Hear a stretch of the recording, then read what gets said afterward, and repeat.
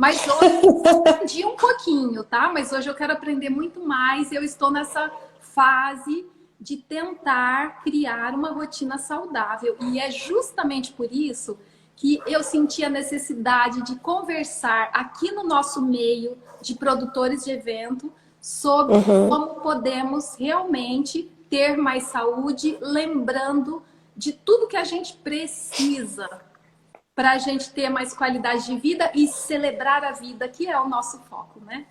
É, com certeza. Então, conta, Mas, Lu, é, a gente mas precisa mesmo dormir.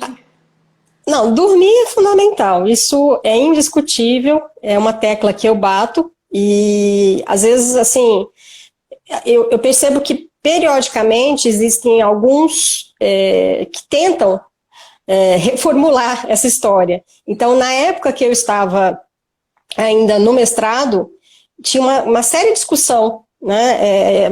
Vários autores começaram a publicar questionando se de fato nós precisaríamos dormir 7, 8 horas de sono. Se nós não poderíamos encurtar isso para 3 ciclos de 90 minutos, por exemplo. Então, assim, foram todos rebatidos. Foram todos rebatidos. Só que voltou agora. Até recentemente eu andei até fazendo algumas pesquisas de YouTube, porque assim, há um grave problema. A gente está numa situação onde todo mundo que tem internet e tem um celular pode falar. E aí você começa a pesquisar e tem muita gente no YouTube falando.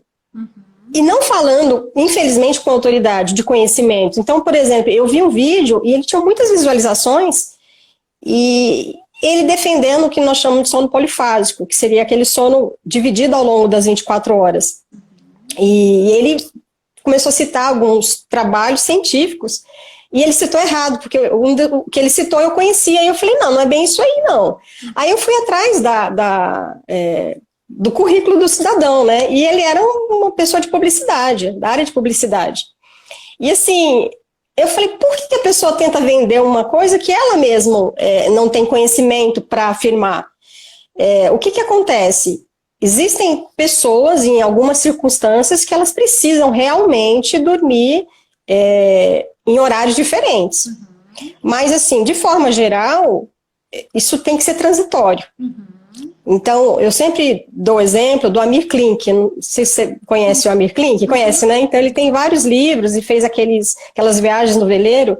E eu li um dos livros dele e eu vi uma entrevista também muito interessante ele falando que ele fazia o sono polifásico, que era de dormir em pequenas quantidades ao longo das 24 horas, enquanto ele estava no veleiro, porque era uma necessidade de segurança para ele. Mas quando ele tentava fazer isso em casa, ele não conseguia. Porque ele precisava do estresse do barco, daquela coisa toda, mar e aquela pressão, para ele conseguir fazer esse parcelamento do sono. Então, ele relata vários, se você vai ler no livro dele, vários momentos que ele fica extremamente mal-humorado, que é bem a característica da pessoa que é privada de sono. Então, ela é muito mal-humorada, ela é muito irritada. Aí eu fico imaginando uma pessoa que trabalha com eventos, que trabalha com o ser humano. Imagina você destratar alguém porque você não dormiu bem. Sim. Então, é claro que assim, a gente que está do outro lado, você fala, poxa, será que essa pessoa não está no dia bom?